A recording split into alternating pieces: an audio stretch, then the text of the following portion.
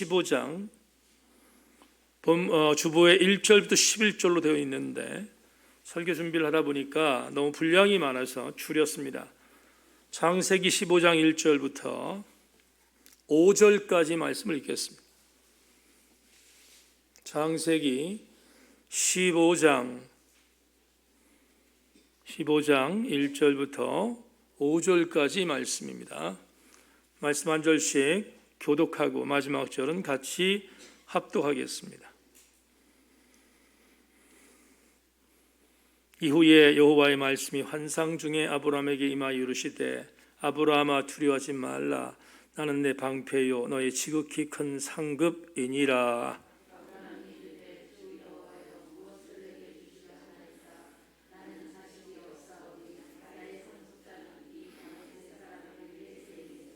아브라함이 또 이르되 주께서 내게 씨를 주지 아니하셨으니 내 집에서 길린 자가 내 상속자가 될 것이니이다.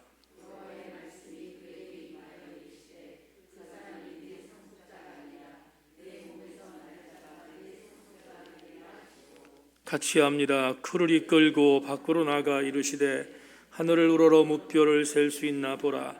또 그에게 이르시되 내 자손이 이와 같으리라. 아멘. 주보에는 계약이 성사되었습니다라고 되어 있는데 이 제목은 다음 주 수요일 날 여러분과 함께 나누고 오늘은 엘리에셀입니다. 이런 제목을 갖고 오늘 창세기 57번째 말씀의 강해의 시간을 갖겠습니다. 은혜의 시간 되기를 주의 이름으로 소망합니다. 한번 인사합시다. 말씀에 기대를 거십시다. 인사하겠습니다. 말씀에 기대를 거십시다.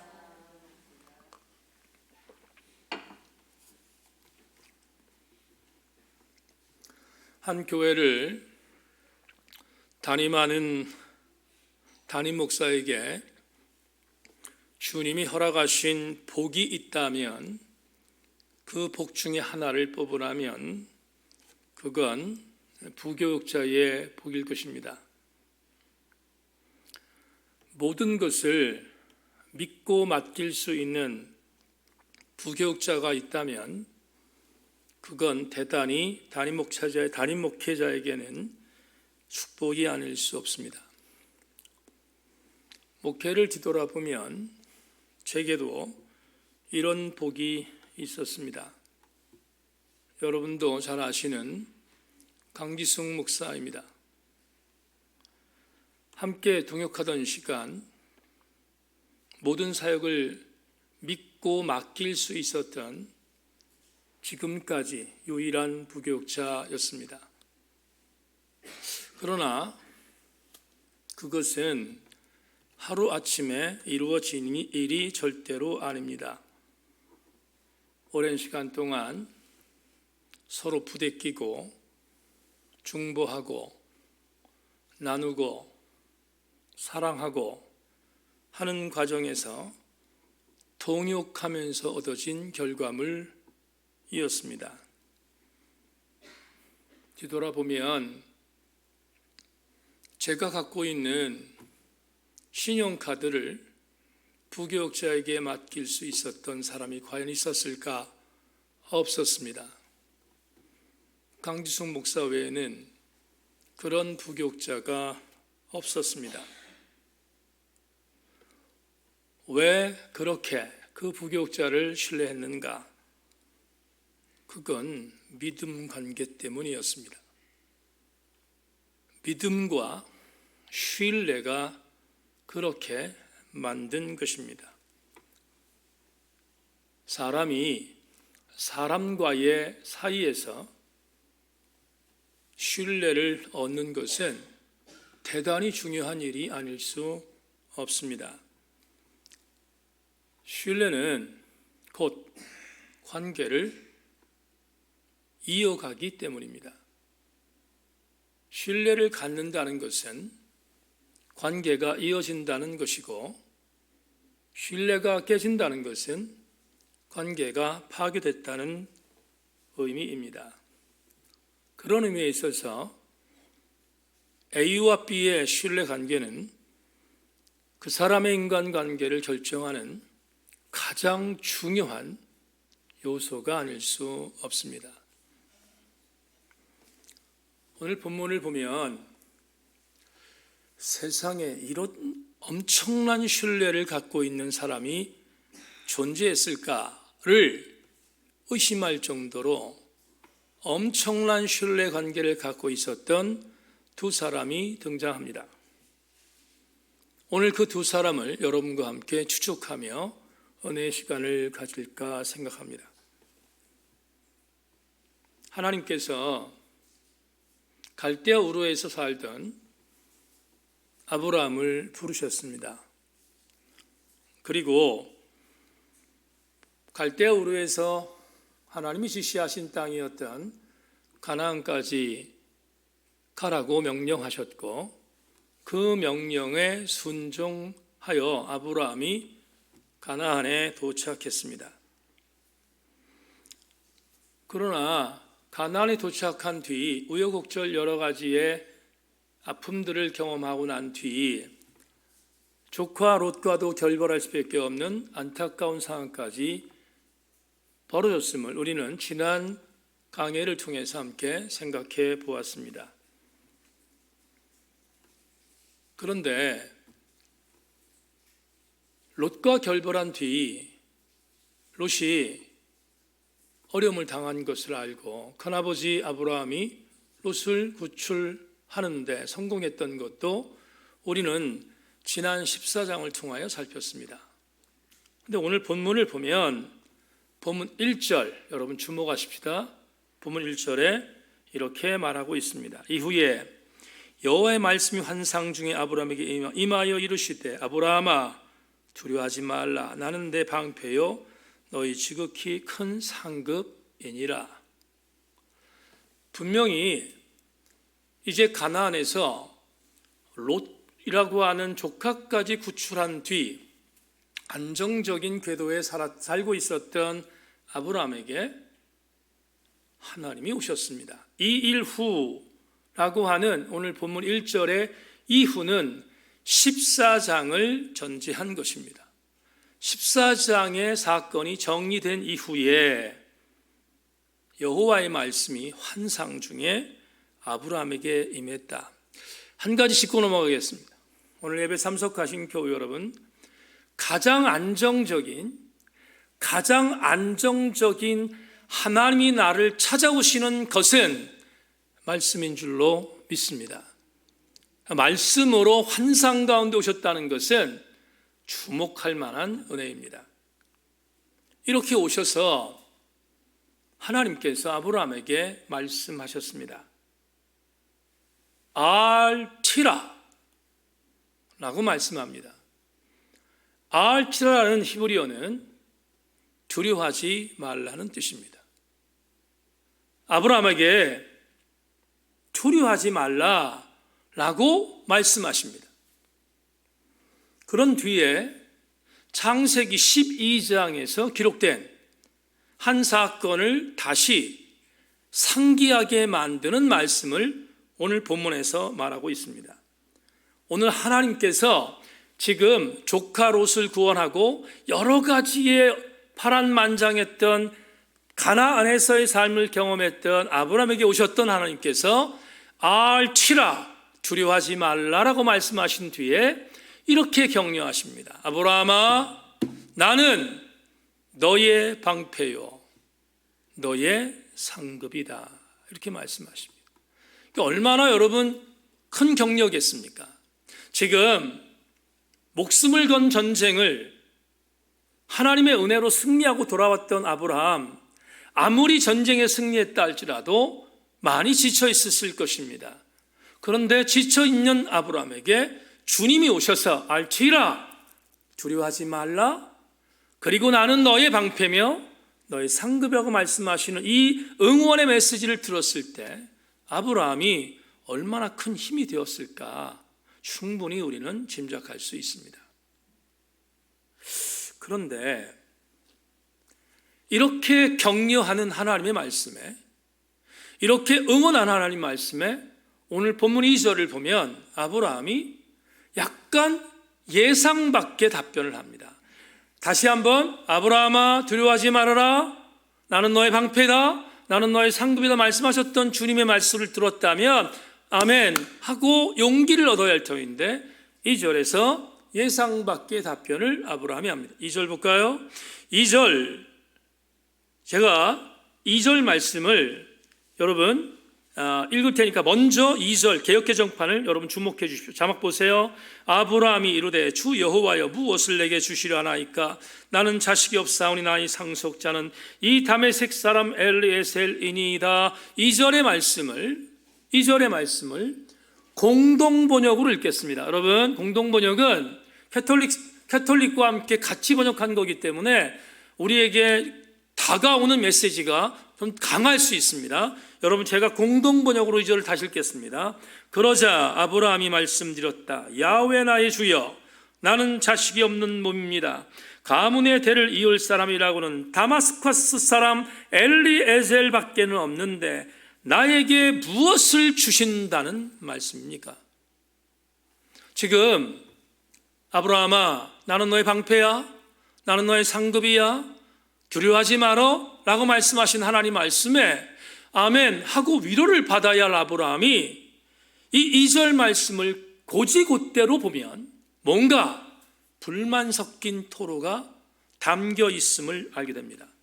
아브라함이 자조 섞인 뭔가를 불만 섞인 모습으로 토로한 것입니다. 다시 제가 재언으로 말할게요. 하나님, 나보러 두려워하지 말라고요? 하나님, 당신이 나의 방패라고요? 나의 상급이라고요? 그런데 하나님, 나는 지금 자식이 없습니다. 내가 지금 나이가 들어가는데 자식이 없습니다. 내가 누군가에게 나의 재산을 상속해야 되는데 자식이 없어서 내가 지금 생각하는 것이 있습니다. 이방인 다마스커스 사람 엘리에셀, 나의 몸종에게 내 모든 것들을 넘겨줄 상속자로 생각하고 있습니다. 이게 오늘 2절이에요. 여러분, 우리는 이 구절을 보면서 무슨 생각을 할 수 있습니까? 지금 뭔가 불만 섞인 모습으로 하나님께 자조 섞인 불만의 목소리를 내고 있다고 말씀드렸잖아요, 제가 지금.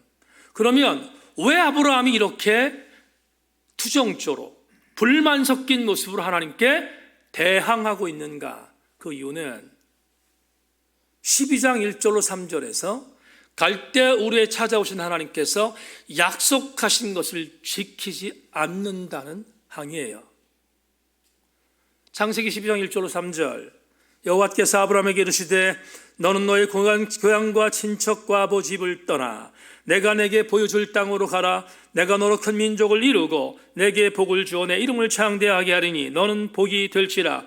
너를 축복하는 자에게 내가 복을 내리고 너를 저주하는 자에게 내가 저주하리니 땅의 모든 족속이 너로 말미암아 복을 얻을 것이라 하신지라. 이 말씀 가운데서 너에게 큰 민족을 이루게 할 거야, 하나님 약속이었잖아요. 하나님께서 갈대아 우르에서 약속한 거예요. 너를 통해서 너의 민족을 크게 할 것이야. 후손이 많아진다는 뜻입니다. 그런데 오늘 본문을 보면 아무런 일이 일어나지 않았습니다. 심지어 여러분, 롯과 결별한 뒤에 아브라함이 외로운 땅 헤브론에 정착하지 않습니까? 헤브론에 정착해서 너무 외롭잖아요.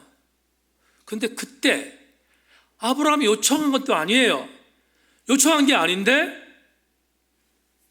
하나님께서 아브라함에게 두 번째 오셔서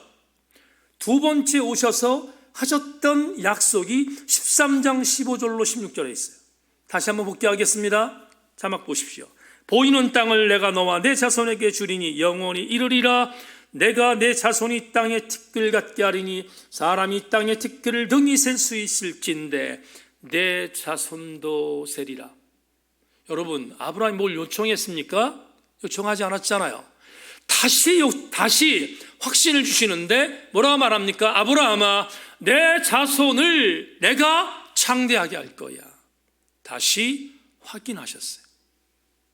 내 자손을 더 많게 할 거야. 하나님이 약속하셨어요. 그런데 오늘 본문에서 아브라함은 아무것도 일어나지 않은 것에 대하여 불만을 토로한 것입니다. 하나님, 이전에 말씀하셨지요. 나를 통하여 후손이 많아질 거라고. 난 지금 자식이 없습니다. 난 지금 내 아내가 늙어가고 있고 나도 늙어가고 있는데 난 자식이 없습니다. 하나님, 나한테 약속한 게 뭐지요? 그리고 이렇게 말합니다. 하나님, 난 자식이 없으므로 이 다메스커스의 사람 엘리에셀 내 몸종에게 내 모든 재산을 넘길 것입니다 라고 반론하고 있어요.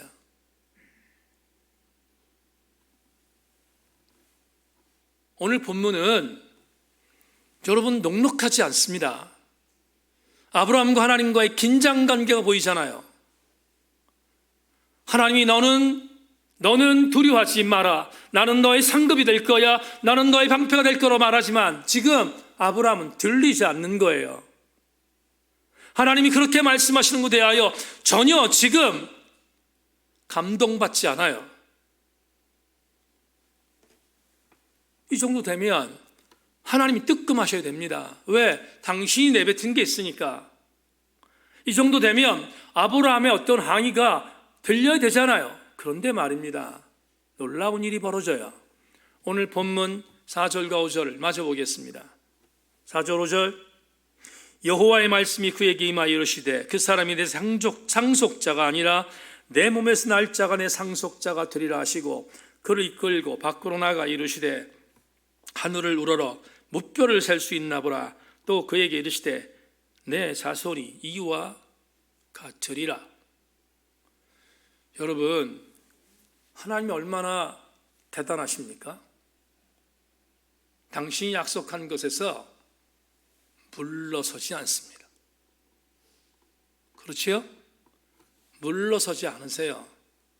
지금 현상적으로 아브라함에게 자식이 없음에도 불구하고 하나님은 이렇게 말합니다. 아브라함아, 네 몸종이 너의 상속자가 아니라 너를 상속할 자는 내 몸에서 태어날 거야. 우리는 알지요. 우린 창세기를 이미 알잖아요. 아니까 하나님께서 빈말하지 않았다는 사실을 알지 않습니까? 우리는 훗날 하나님의 약속이 이삭을 통하여 허락된다는 것을 우리 이미 알고 있잖아요. 하나님은 당신의 약속을 물리지 않아요. 당신의 약속에 대해서 후회하지 않으세요. 하나님은 시건치 않으신다고요. 끝까지 하나님은 내 몸에서 나오는 내 아들이 너의 상속자가 될 것이라는 말에 대하여 주님은 확언하고 계십니다. 오늘 본문이에요. 여러분, 다음 주 수요일 날 이렇게 약속하신 약속에 대한 내용을 이걸 조금 전문적인 용어로 컨펌한다고 하는데, 컨펌하는 장면, 확인하고 또 확인하는 장면을 위해서 6절부터 11절까지 다음 주에 여러분에게 언약이 체결되었습니다라는 말로 아브라함과 하나님이 맺으신 첫 번째 언약 체결에 대한 메시지를 여러분이 드릴 거예요. 그건 다음 주에 보십시다. 그런데 분명한 사실은 오늘 본문을 통해서 하나님이 양보하지 않는 것을 우리가 알게 되었습니다. 그런데 오늘은 여러분과 1절부터 5절까지 말씀을 통하여 다른 스펙트럼의 은혜를 좀 나눌까 합니다. 우리가 본문에서 이 내용을 찾는 것은 그냥 넘어가면 안 되는 거기에 설교 준비하다가 제가 오늘 설교 준비의 분량을 줄였고, 그리고 오늘 이 부분의 스펙트럼으로 여러분과 함께 나누기 위해서 설교를 준비했는데, 지금부터 여러분과 함께 또 다른 1절부터 5절까지 말씀의 스펙트럼으로 함께 은혜를 나눌까 합니다.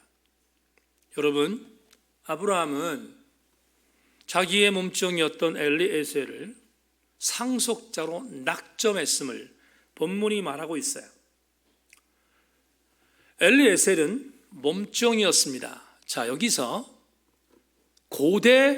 이때가 고대 근동이니까, 고대 팔레스타인 지역이니까 이 근동에서 있었던 법이 하나 있었는데 그 법을 말한다면 이런 것이 있었습니다. 하늘이 두 쪽이 나도 어떤 주인의 그 재산을 종에게 넘기는 것은 불법입니다. 안 돼요. 그건 법이 아니에요.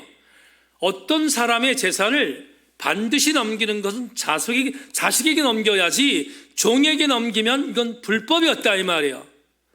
법을 어긴 것입니다. 고대 근동의 철칙이었습니다. 그런데 아브라함이 어디 살았다고 했지요? 갈대아 우르에서 살았습니다. 갈대아 우르를 메소포타미아 지역이라고 합니다.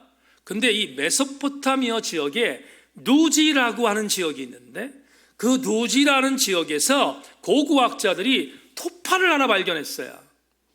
그런데 그 토판에 글씨가 쓰여 있습니다.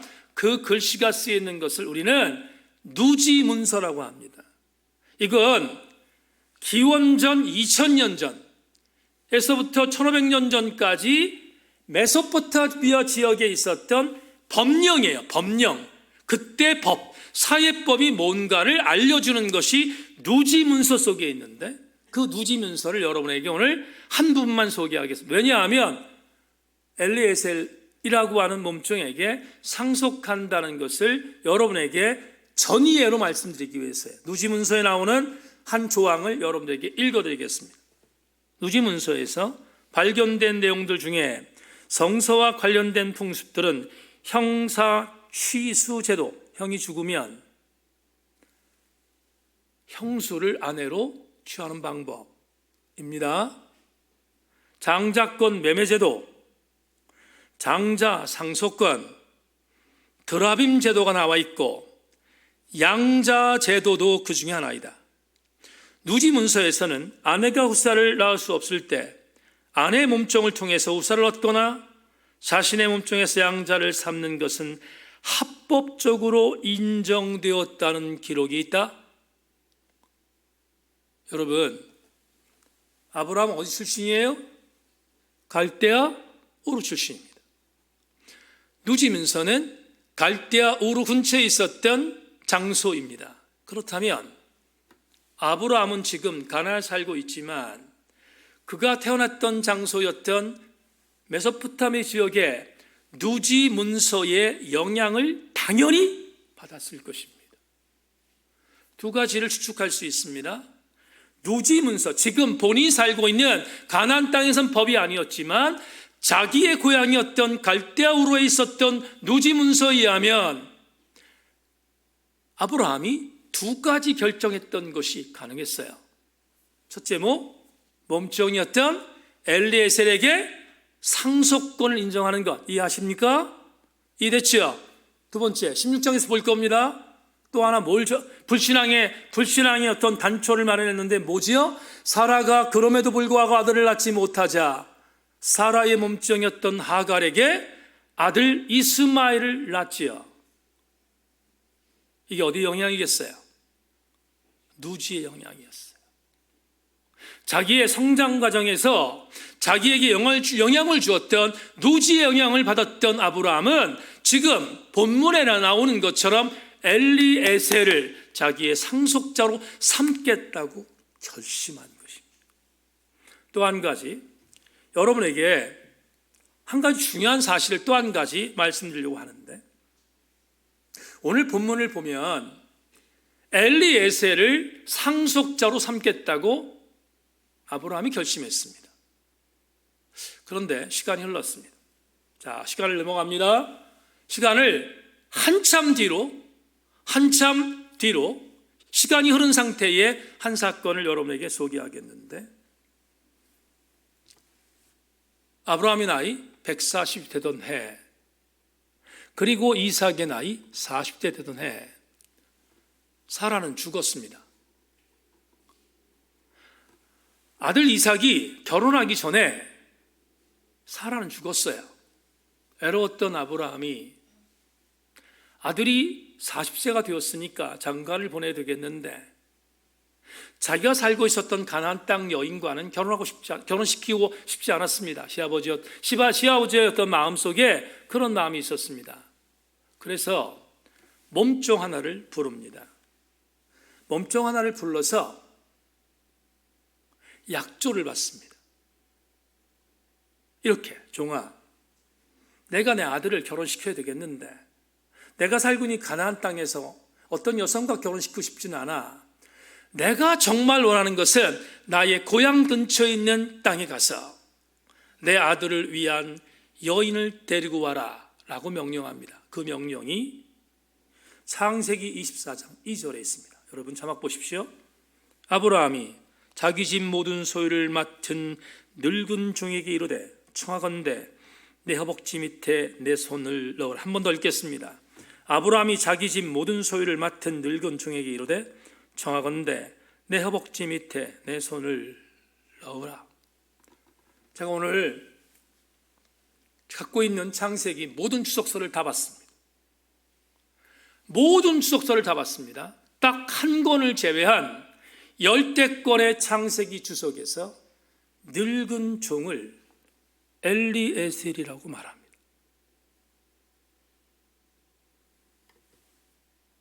엘리에셀이 누구예요? 아브라함이 상속자로 삼으려고 했던 그 자잖아요.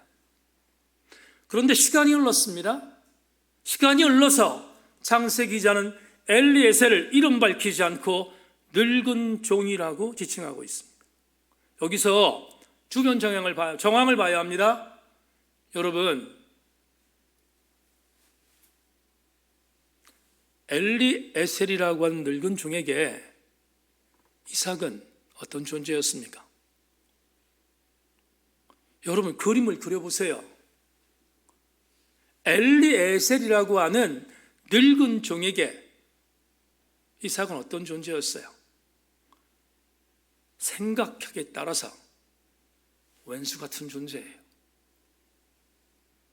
태어나지 않았으면 내가 상속자가 될 텐데 저 인간 때문에 나의 재산권이 박탈된 왼수 같은 존재잖아요. 그러면 미운 털이 박혔을 수 있는 가능성이 있는 자가 이삭인데 놀라운 사실이 있습니다. 어떤 놀라운 사실입니까? 오늘 우리는 창세기 15장을 보고 있습니다. 이 기사는 창세기 14장에 있습니다.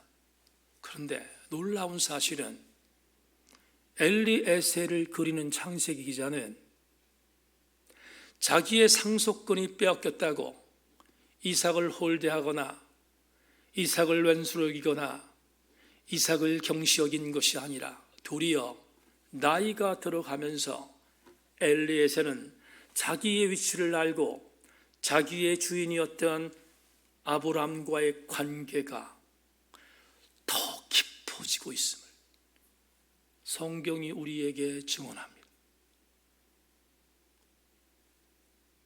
여러분, 이 상상을 한번 해보십시다. 140 되던 아브라함, 그렇다면 엘리에셀도 말 그대로 늙은 나이입니다. 가나안에서 갈대아 우르까지는 엄청난 거리입니다.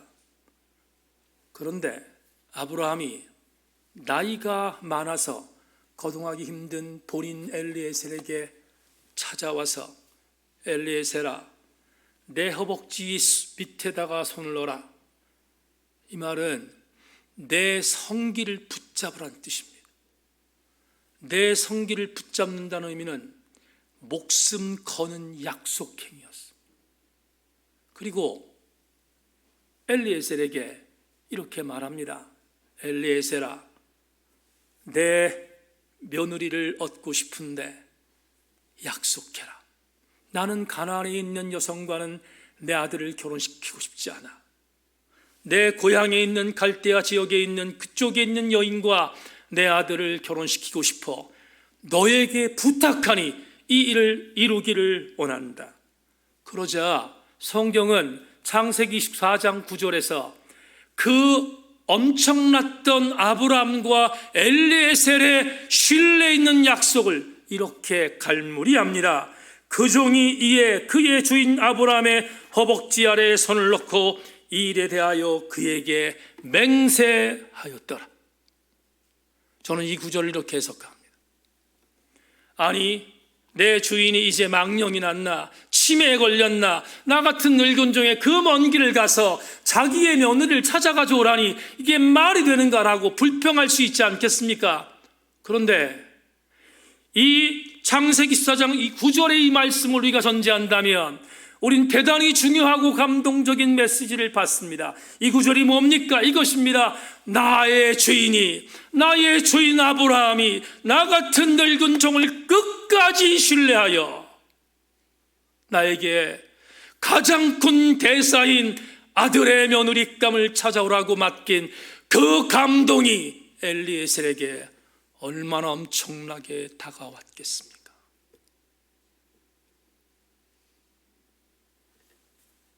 무엇을 우리에게 알려주고 있습니까? 신뢰입니다. 아브라함과 몸쪽 엘리에셀은 엄청난 신뢰의 관계로 이어진 하나님의 동역자들이었습니다. 이제 설교를 본문을 해석을 마치며 여러분에게 오늘 내 말을 함께 나누겠습니다.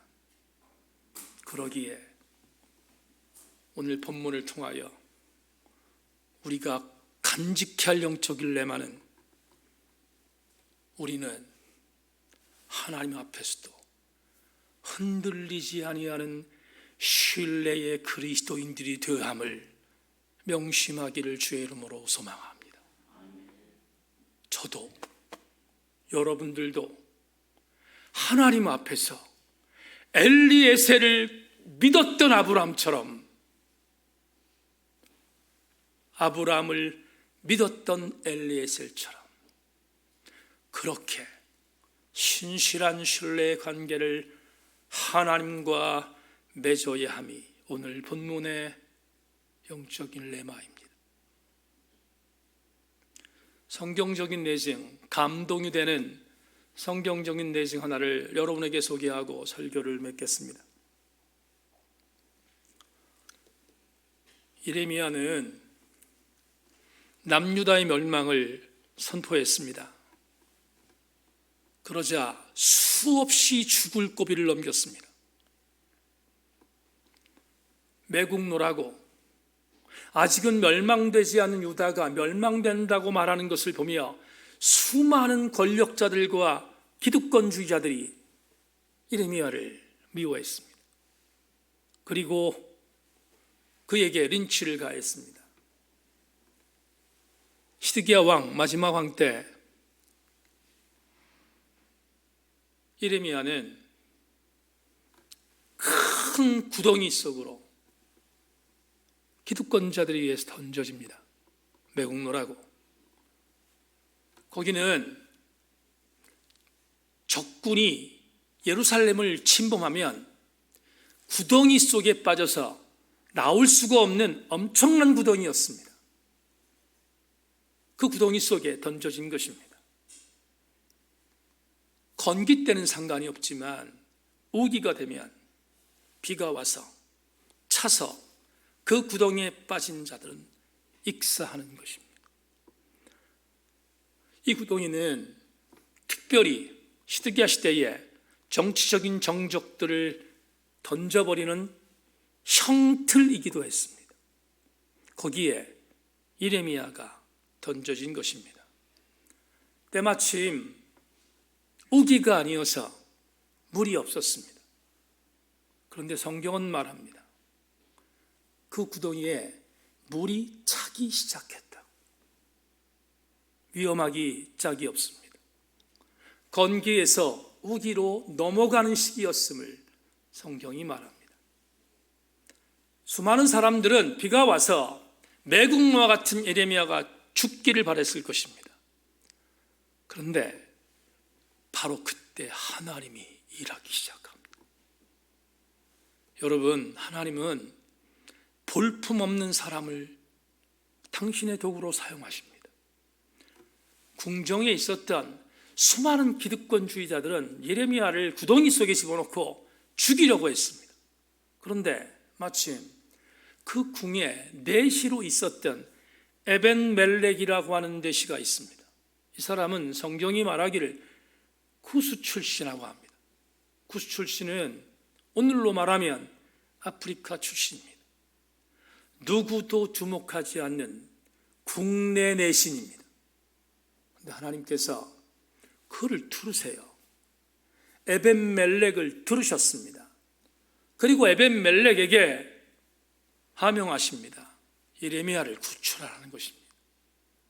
에벤멜렉은 지금 예레미야를 그 구덩이에 집어넣던 한 장본이었던 왕 시드기야에게 가서 이렇게 말합니다.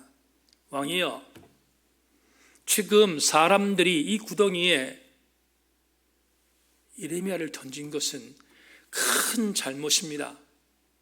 여러분, 제가 지금 쉽게 말했죠. 이 말을 시드기야에게 던진 거예요. 이 말은 죽기를 각오한 것입니다. 왜? 시드기야도 한편으로는 예레미야를 구덩이에 집어넣은 인물이거든요. 그런데 놀라운 반전이 있습니다. 어떤 반전이 있는가? 하나님께서 에벤멜렉을 사용하셨고, 그리고 시드기야의 마음을 움직이신 거예요. 에벤멜렉이 그 말을 하자 전혀 예상하지 않은 답변이 나옵니다. 네가 가서 구덩이에 있는 예레미야를 건져내라는 것입니다. 하나님의 간섭하십니다. 그리고 30명의 동역자를 붙여주었습니다. 30명의 동역자를 붙여주며 네가 이들과 함께 가서 구덩이에 있는 예레미야를 건져내라고 하는 하나님의 일하심이 시작했습니다. 에벤멜렉은 놀라운 하나님의 은혜를 경험하고 그들을 한 궁의 방으로 데려갑니다. 그리고 그 궁 내에 있었던 모든 장 속에서 나뒹고 있었던 헝겊과 그리고 옷가지들을 전부 찾아냈습니다. 전부 찾아내서 그걸 찢습니다. 헝겊 그리고 옷가지를 찢어서 있습니다. 줄을 만든 것입니다. 그런 뒤에 그 줄을 가지고 30명과 함께 말기야의 구덩이, 이름이 말기야의 구덩이인데 구덩이로 갑니다. 구덩이에 가서 에벤멜렉이 그 이은 줄을 던집니다. 여러분, 여기 주목할 게 하나 있습니다. 그 헝겊과 그리고 옷가지로 만든 그 줄을 던진 것입니다. 그리고 나서 에벤멜렉이 예레미야에게 어떻게 말하는지 예레미야 38장 12절로 13절에서 이렇게 기록하고 있습니다. 자막 보십시오. 구스인 에벤멜렉이 예레미야에게 이르되 당신은 이 헝겊과 낡은 옷을 당신의 겨드랑이에 대고 줄을 그 아래 대시오. 예레미야가 그대로 하매 그들이 줄로 예레미야를 구덩이에서 끌어낸지라. 예레미야가 시위대 뜰에 머무니라. 여러분, 노란색이 보이십니까? 엄청난 감동 아닙니까? 밧줄로 만들 수 있는 구원선이 아닙니다. 헝겊과 옷자국으로 돼 있는 볼품없는 구원선이었습니다. 왜 저렇게 만들었을까? 밧줄로 만들면 훨씬 더 튼튼하지 않겠습니까? 왜 저렇게 만들었습니까? 여러분, 한희철 목사님의 책에서 기가 막힌 감동이 기록되어 있습니다. 한희철 목사님은 이 장면을 이렇게 기술합니다. 밧줄로 구원선을 만들면 이미 기력이 다 빠져나간 예레미야가 밧줄을 놓치게 되어 구원 과정에 사망할 수 있었다. 하나님은 아예 예레미야가 힘을 쓰지 않아도 되는 묶음의 방법을 동원하셨다. 여러분, 며칠을 굶었을 예레미야는 밧줄을 던져주면 밧줄을 붙들고 올라오다 사망할 수 있습니다. 떨어지면. 그것을 아셨던 하나님은 예레미야의 몸을 동여맬 수 있는 천으로 구원서를 만드셨습니다.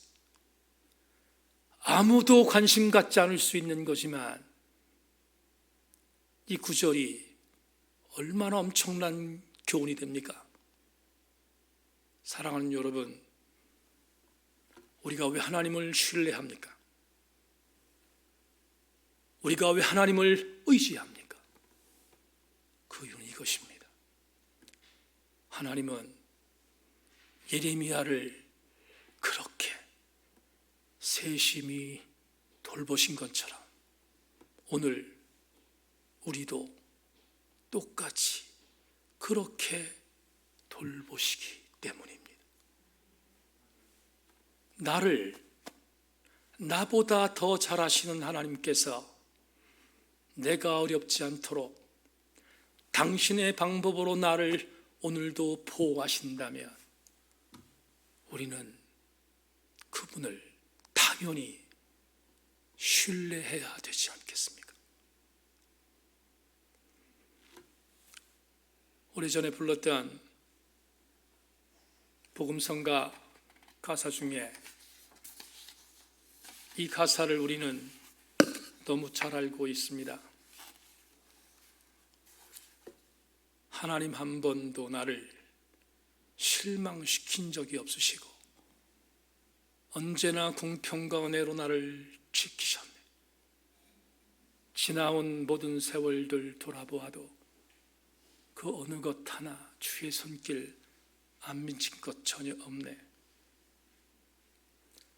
오 신실하신 주님, 오 신실하신 주님, 내 너를 떠나지 않으리라, 내 너를 버리지도 않으리라 약속하셨던 주님, 그 약속을 지키사 이후로도 영원토록 나를 지키시리라 확신하네. 새인교회 지체 여러분, 하나님을 향한 우리의 믿음은 하나님이 단 한 번도 나를 버린 적이 없으며 나를 떠난 적이 없는 하나님이심에도 불구하고 문제는 내가 그 하나님을 수없이 버렸다는 것입니다. 오늘 말씀을 통하여 되새김질하십시다. 오늘 말씀을 들은 성도들은 진정성을 갖고 내 하나님 아버지를 신뢰할 수 있는 아름다운 믿음의 주인공들 되기를 주의 이름으로 소망하며 그 믿음 갖고 여러분 남은 3일도 승리하는 우리 교우들이 되기를 소망합니다. 한번 반주자가 오늘 나왔습니다. 찬양 말씀 생각하며 하나님 한 번도 나를 하나님 한 번도 나를 실망시킨 적 없으시고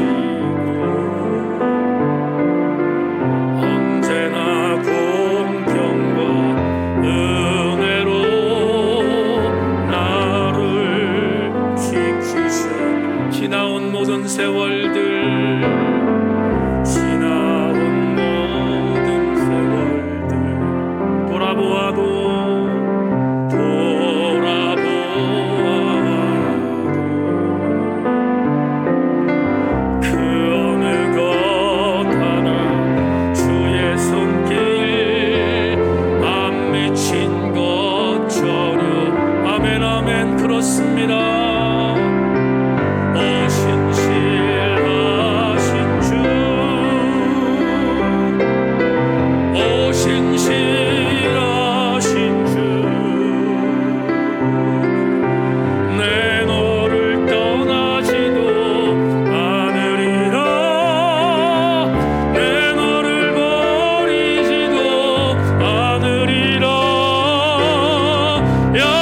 약속하셨던 주님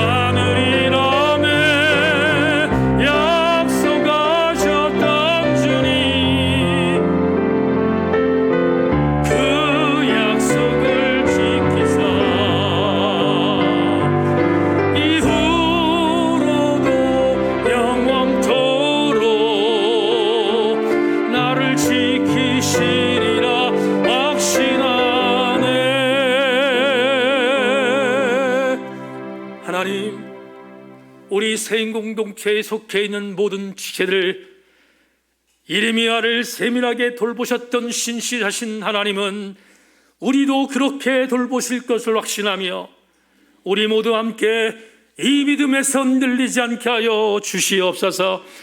아버지 하나님, 엘리에셀과 아브라함이 가졌던 믿음의 관계와 신뢰의 관계를 보며 그림을 그립니다. 하나님, 나도 하나님과 그런 관계를 맺게 하여 주셔서 신실하신 주님을 잃지 않고 따라가는 아름다운 주인공들 되게 하여 주시옵소서. 오늘 말씀 붙들고 나가는 우리 모든 교우들마다 이번 주 사순절 5번째 주간에 3일 동안 신실하신 주님의 은혜 안에 승리하는 남은 3일 되게 하여 주시옵소서. 하나님의 선한 능력이 우리 모든 교우들에게 넘쳐나기를 소망하며 감사드리옵고 예수 그리스도의 이름으로 기도 올리옵나이다.